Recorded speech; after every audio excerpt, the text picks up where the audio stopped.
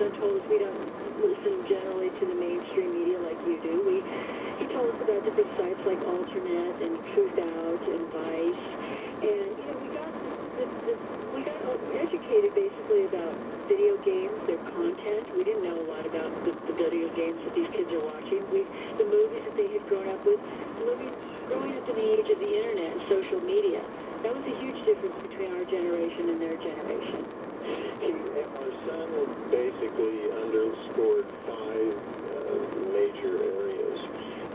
Joyce just talked about one. The violent video game culture, the overprescription of legal drugs, certain movies that reflected what our son was calling a masculinity in crisis, communication with parents, and violence as the answer to complex problems.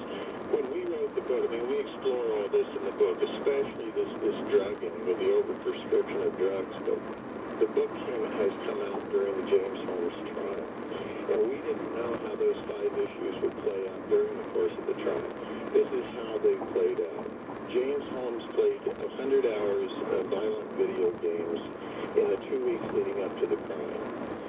He went to a therapist. He knew he was very troubled, and in the spring of 2012, starting in March, he went to a therapist seeking help. He was passed up the line to a higher therapist, and then one even above her.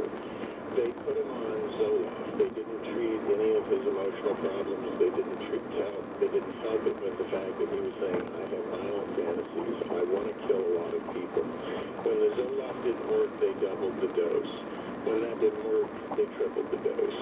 It's a heartbreaking story, and that's really the turning point in it, because he was trying to help himself, and he does get a little bit of credit for that. The third thing was 2 movies that our sons had focused on in particular were Fight Club and The Matrix. Holmes and his girlfriend, there are a lot of chat sessions, internet stuff, where they're talking about the characters in this movie. The fourth thing was communicating with parents. In the run-up to this crime, we're talking about 2 or 3 weeks before it, he's telling his parents what he's getting at the grocery store, what he's eating for dinner, not one word that he's amassing an arsenal, about 1,000 rounds of ammunition, etc., and a semi-automatic rifle to commit this crime. I mean, one phone call, one word might have changed that, might have changed the situation. Did not happen. And then the obvious fourth one, when everything else fails, and therapy fails, and drugs fails, and school fails, and he turns to violence and commits this crime. Just as a final question, I mean, given what you now know from having talked to, to young men of this age, is there a solution? You have like 5 different things, but is there a solution, a simple solution to this, or is this a matter of all 5 of these having to be addressed?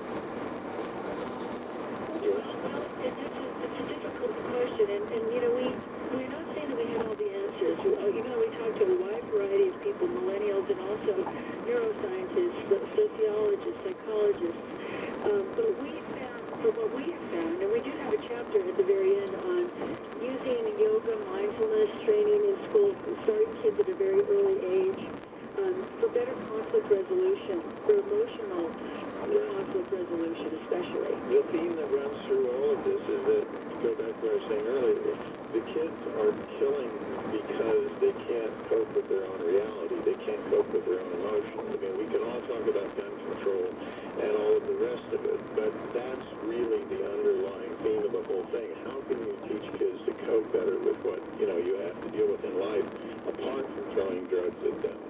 So we try to offer some alternative thinking about this in the book, and we basically just wanted to start a dialogue about this that we're really not having in the United States. Right. The dialogue, which just doesn't obviously exist. Guys, thank you very, very much. Appreciate it. Stephen and Joyce Singleton. The book, by the way, if you want to read up on it, it's quite an eye-opener.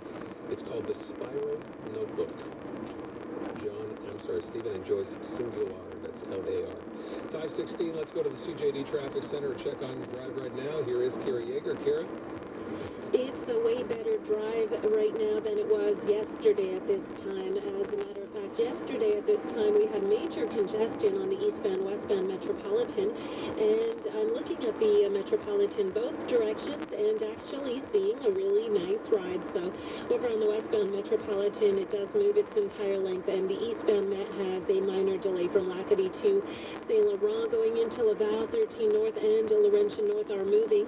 Further up from St. Gehys into Saint Jerome, there's some off and on congestion. Laurentian North, West Island routes are working. We had that accident